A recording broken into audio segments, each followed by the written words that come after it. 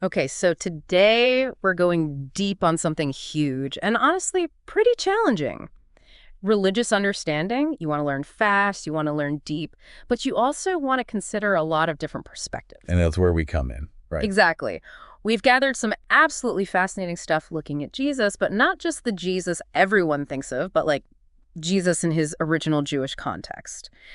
And then we're going to go even broader. We've got material on the incredible variety of beliefs across Africa, the whole question of how anyone figures out divine will, which, let's be honest, is kind of a head scratcher. It's a big one. Yeah.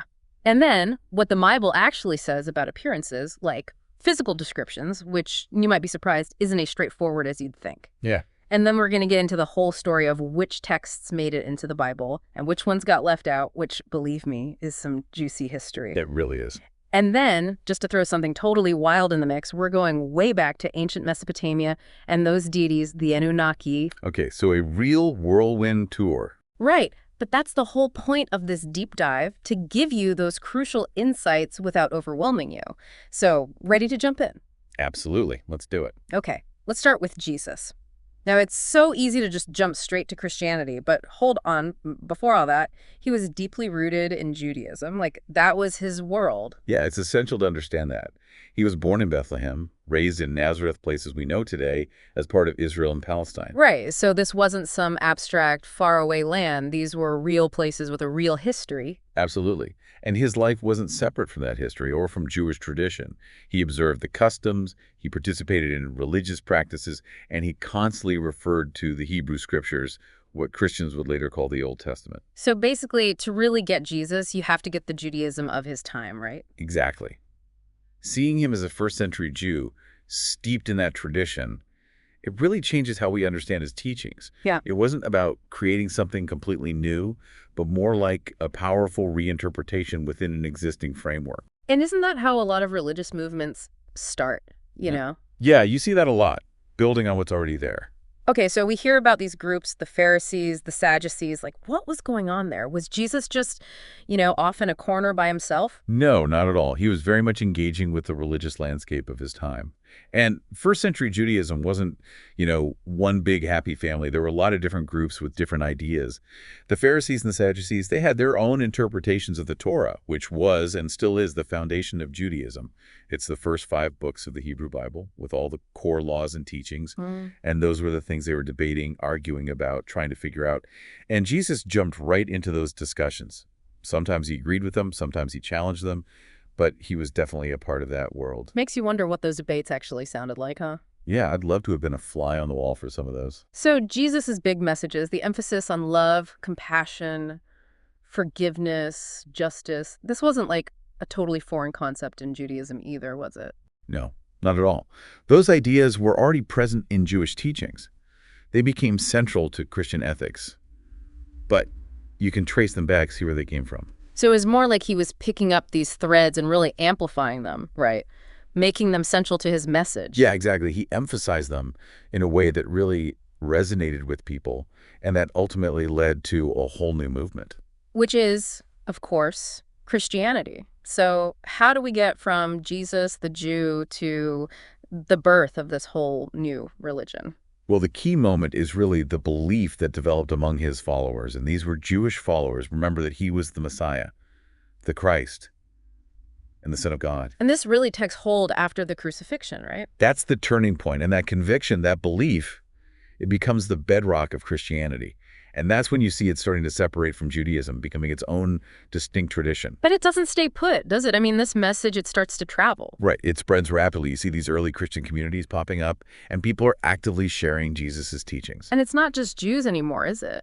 No, it starts to spread to Gentiles, people who aren't Jewish within the Roman Empire. And that's a huge shift. What started as a Jewish movement is now reaching a much wider audience.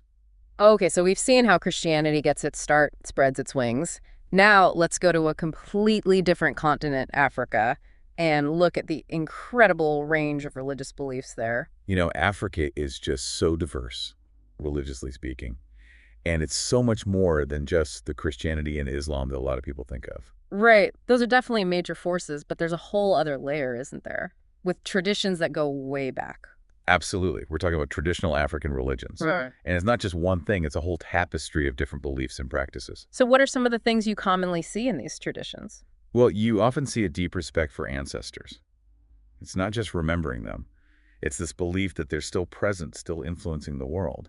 And then you have all these intricate rituals connecting the living with the spiritual realm. Almost like a bridge between worlds, right? Yeah, that's a good way to put it. And there's also a very strong connection to the land. It's not just a physical place, it's sacred. And like our sources point out, it's so crucial not to lump all this together as just African religion, right? Exactly. It's way too diverse for that. Yeah. You've got this huge continent, so many different cultures, different histories, different influences. It's not something you can just put in a box. And one of the most interesting things is how these traditional beliefs have interacted with Christianity and Islam, right? Yeah, it's fascinating. Yeah. It's not like one just wiped out the other. You see this back and forth, this mixing of ideas. The influences go both ways. Makes you wonder how people actually sort through all of this. Because when you step back and look at it, all of these religions, all these different interpretations, how does anyone figure out what God wants? Like, is there even an answer to that? It's one of those fundamental questions, isn't it? And it's not an easy one to answer. But our sources highlight a few key things that shape how we understand divine will, both individually and as communities. Okay, lay it on me. Well, one thing that's absolutely crucial is historical context. Every religion, it emerges and develops within a specific time and place. And that background, it shapes how people understand and interpret their beliefs. Like, what might be seen as a divine command in one era or culture could be interpreted totally differently in another. Makes sense. Beliefs aren't static, right? They evolve along with societies. Exactly. And then you have the sacred texts themselves. And this is a big one, the way those texts are interpreted. People read the same words and come away with different understandings, and that's a major reason why you see so many different denominations within the same religion. And for a lot of people, it's also about community and tradition, right? They're looking to those things for guidance. Yeah, absolutely. Your religious community, it provides a structure, a framework. You have the rituals, the teachings, the shared experiences, and that helps people make sense of their faith. So it's like you're part of something bigger than yourself, something that gives you direction. That's it. But there's also that personal side, right?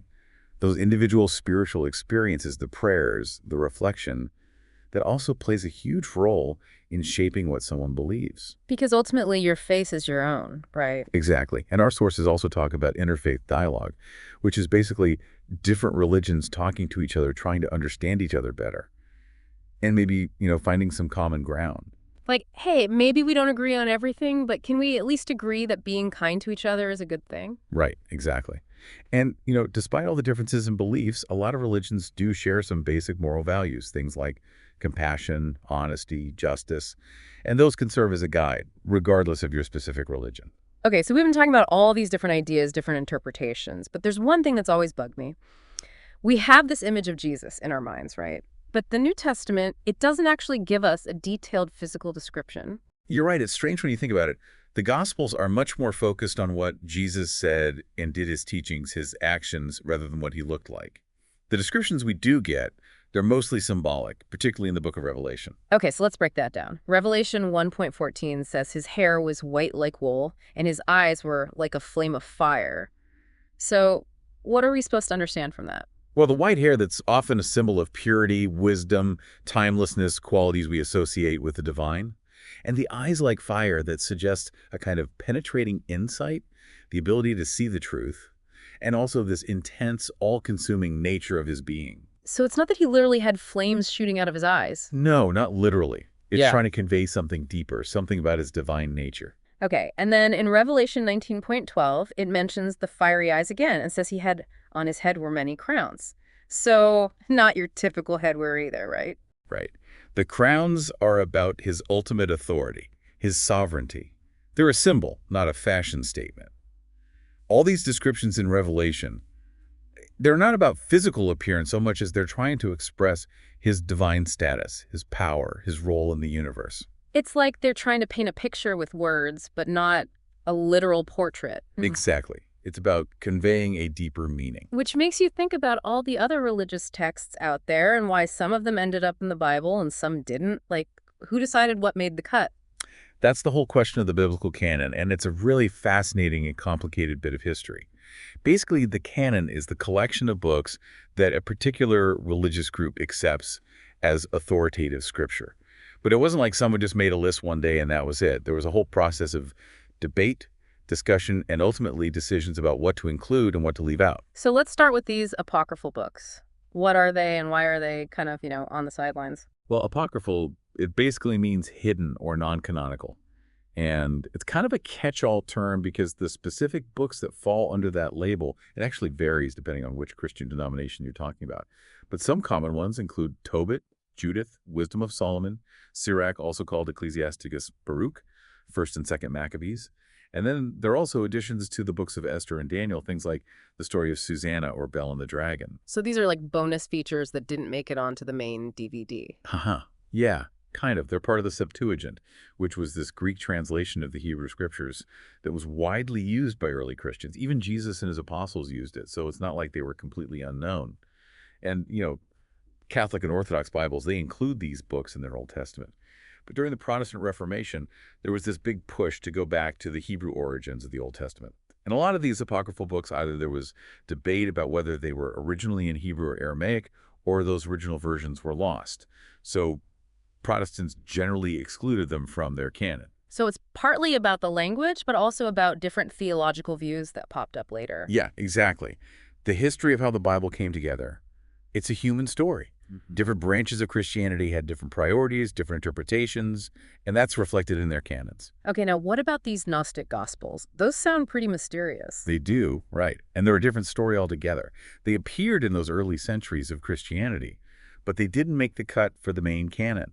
And the reason is they had some pretty different theological ideas that didn't line up with what was becoming mainstream Christianity, what we call Orthodox Christianity. So they were kind of like the rebels of early Christianity. In a way, yeah. They had different ideas about the cosmos, about Jesus's nature, about how to achieve salvation.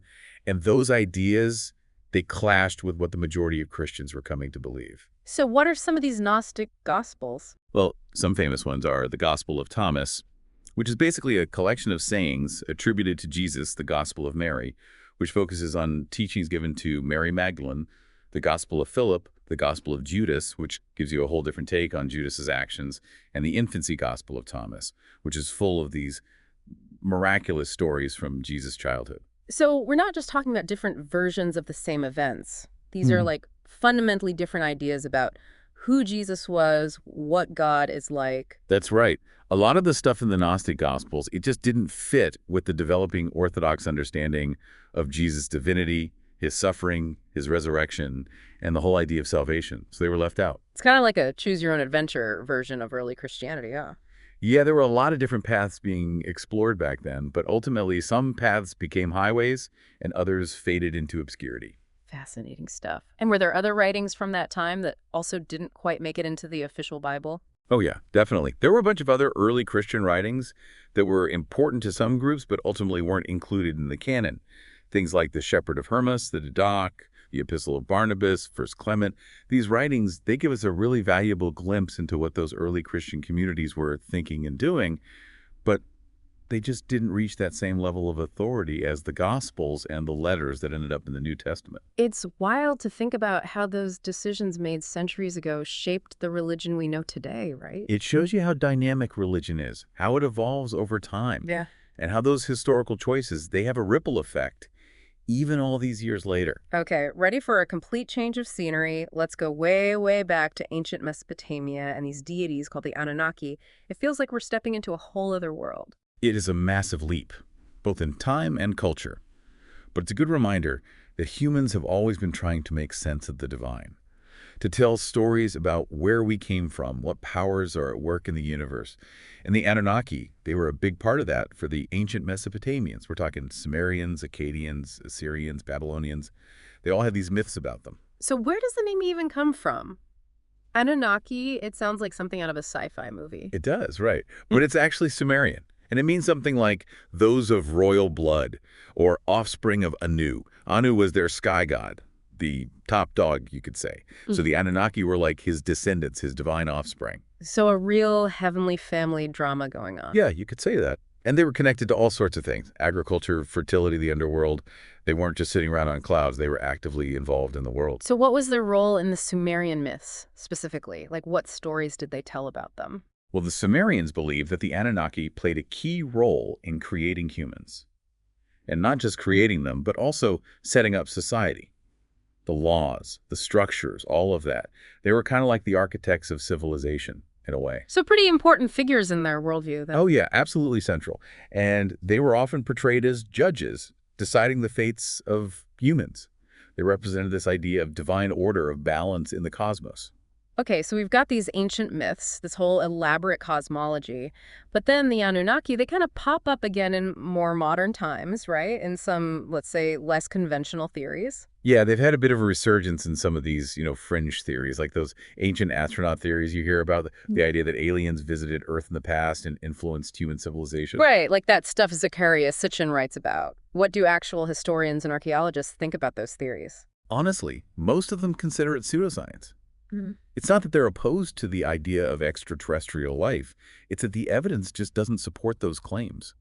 These theories, they tend to cherry pick from ancient texts, take things out of context, and make these huge leaps in logic. But still, it's interesting that people are still so fascinated by the Anunnaki, even today. Like, what is it about those stories that captures our imagination? I think it's that question of where we came from, who we are, and the possibility that maybe, just maybe, there's something more to those ancient myths than we realize. Yeah, that sense of mystery, that hint that there might be a bigger story waiting to be uncovered, it's pretty compelling.